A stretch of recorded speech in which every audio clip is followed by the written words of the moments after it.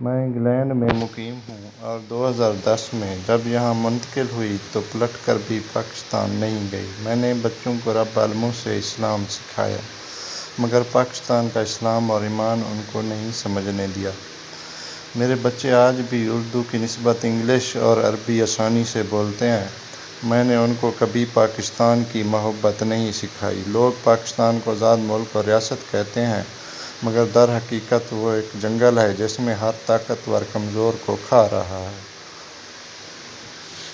کوئی شیر ہے، کوئی اژدہا، کوئی بھیڑیا ہے تو کوئی جنگلی کتا۔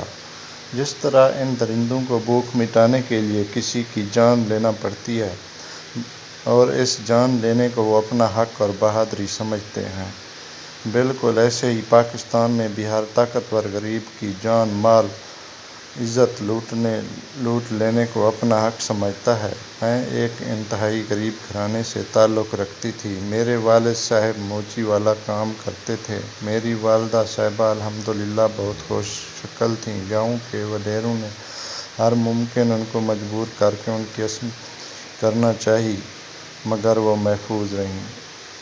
انہی دنوں مقامی پولیس اسٹیشن کے ایک پولیس والے نے میری والدہ پر ہوس مٹانے کا سوچا، مگر جب وہ کامیاب نہ ہوا، میری والدہ اور میرے والد کو تنگ کرنا شروع کر دیا۔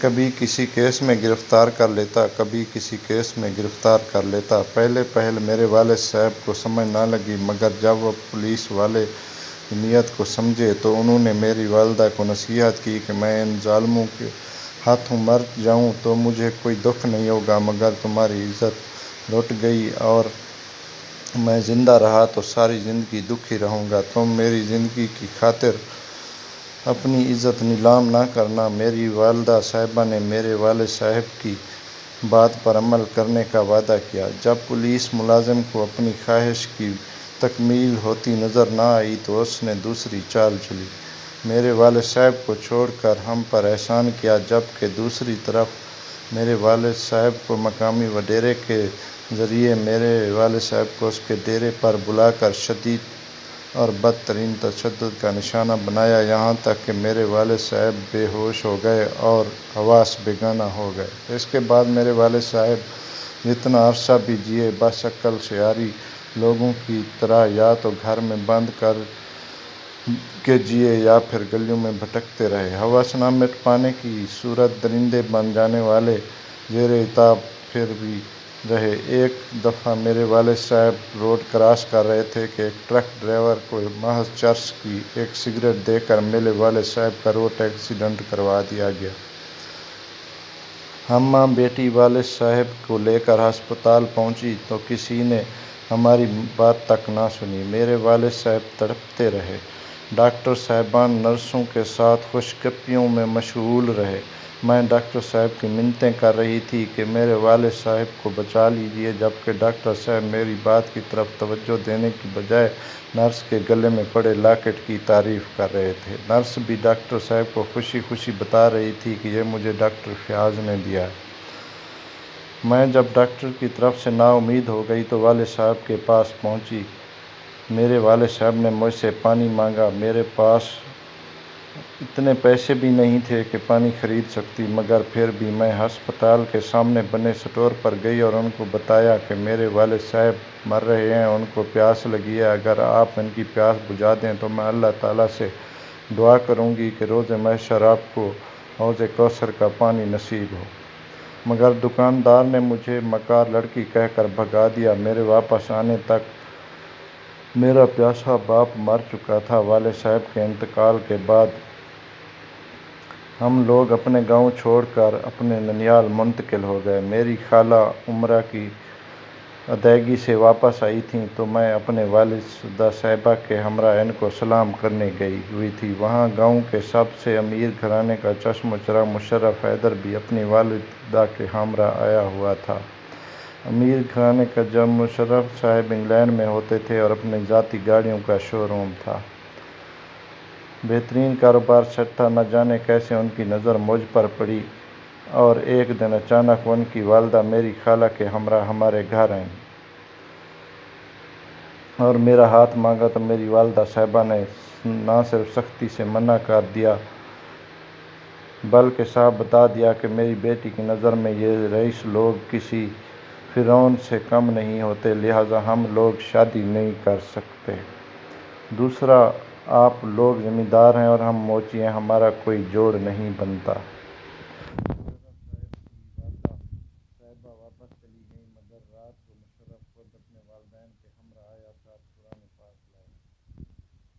بولا، ہم قرآن پاک پر ہاتھ رکھ کر حلف دیتے ہیں، آپ کی ہر شرط مانیں گے۔ آپ کہیں تو ہم خانہ کعبہ کے حرم میں کھڑے ہو کر آپ کو یقین دلانے کو تیار ہیں۔ اس کے والدین نے کہا کہ ہمارا اکلوتا بیٹا ہے، اس کو لڑکی پسند آ گئی ہے، ہم لوگ یہاں رہیں گے بھی نہیں، شادی کے بعد واپس انگلینڈ چلے جائیں گے، آپ بس لوگ ہاں کر دیجیے۔ میری والدہ صاحبہ نے کچھ وقت مانگا، آپ لوگوں مشورہ کیا تو انہوں نے اپنا اختیار ان کو دے دیا۔ اس دوران امام مسجد صاحب، مفتی صاحب، میری خالہ، کچھ معزز لوگ ہمارے گھر آئے اور لڑکے کی گرنٹی دی۔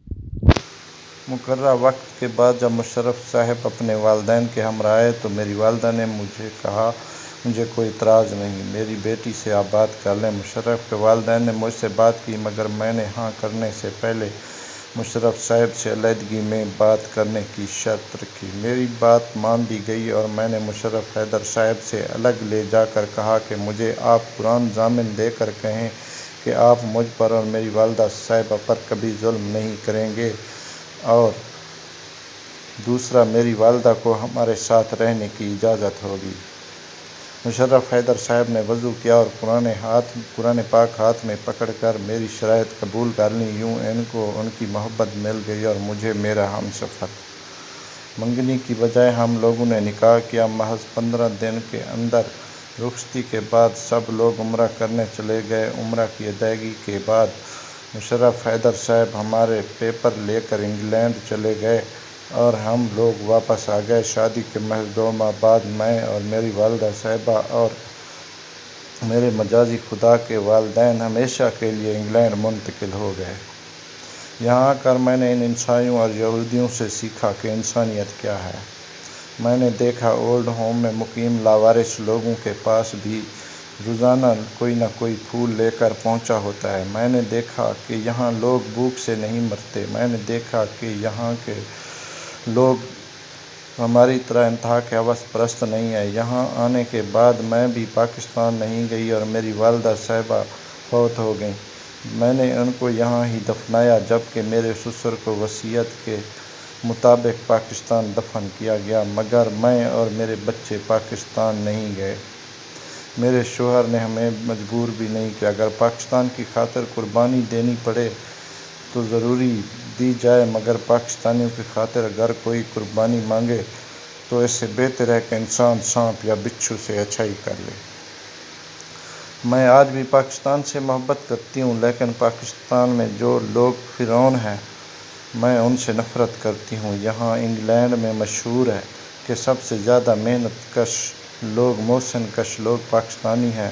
مجھ پر نہیں تو کسی اور سے آپ پوچھ سکتے ہیں، مجھے نہیں پتہ میری کس اچھائی کے عوض یہ زندگی مجھے نصیب ہوئی اور دوبارہ الحمدللہ میرے دکھوں کا مداوع ہو گیا۔ یہ زندگی، میرے دل کہتا ہے کہ میں نے اپنے والدین پر ہوئے جبر کو صبر سے برداشت کیا تھا، اور اسی کا نتیجہ ہے کہ آج غیر مسلموں کے درمیان رہ کر بھی میں خود کو محفوظ محسوس کرتی ہوں۔